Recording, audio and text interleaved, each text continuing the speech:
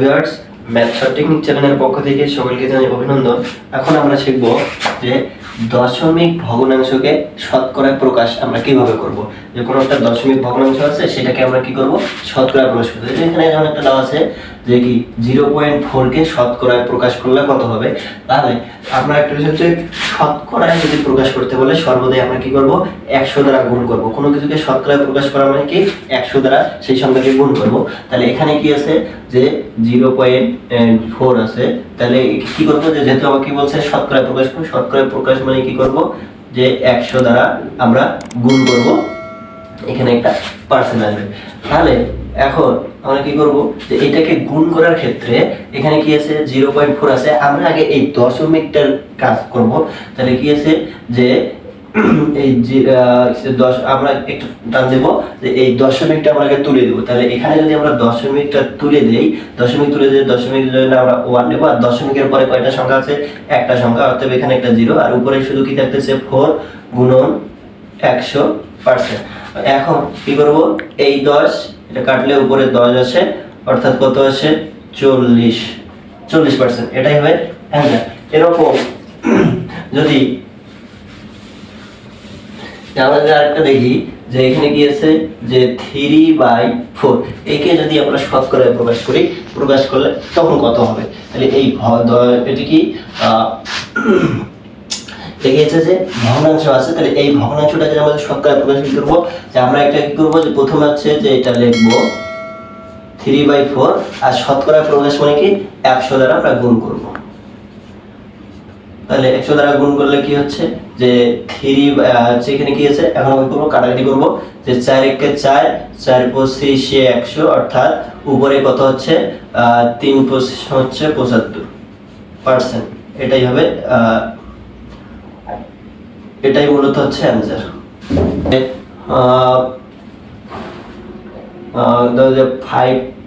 5.2 থাকে, তাহলে 5.2 কে যদি আমরা কি করি, যে শতকরা প্রকাশ করি, তাহলে কি হবে, যাকে শতকরা প্রকাশ, যে 5.2 লিখব, আর কি করব, তাকে গুণন দিব 100 দ্বারা।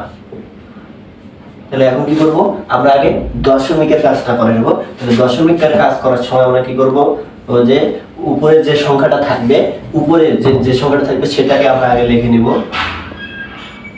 সেটা লিখে নিলাম।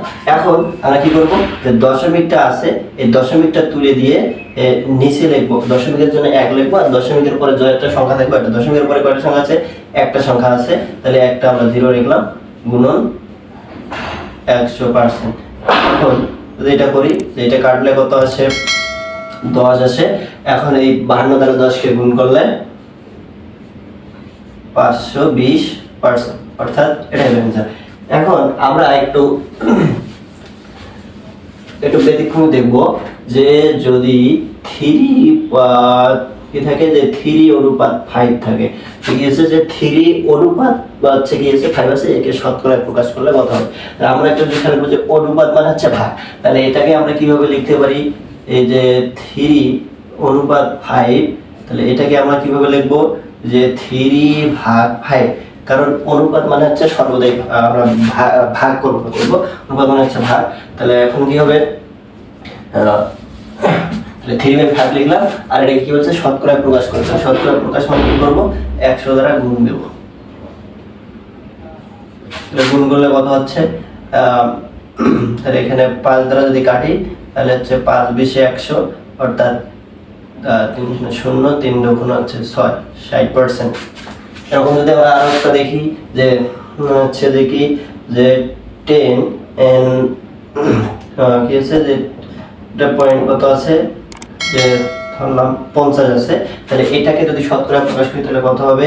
তাহলে প্রথমে কি করব আমরা, যে এই সংখ্যাটাকে আমরা উপরে লিখবো, যেটা আছে সেটাকে পুরোটাই লিখলাম, আর এই যে দশমিকটা তুলে দিব, দশমিক তুলে দিলে 1, দশমিকের পরে কয়টা সংখ্যা আছে 2টা, তাহলে এখানে 2টা সংখ্যা বসালাম। আর যেহেতু এটা শতকরায় প্রকাশ করতে বলছে, তাহলে আমরা কি করব, 100 দ্বারা গুণ করব। তাহলে করলে 100 কাটা যাচ্ছে, অর্থাৎ কত থাকতেছে 1050%। এটাই হবে তখন অ্যানসার।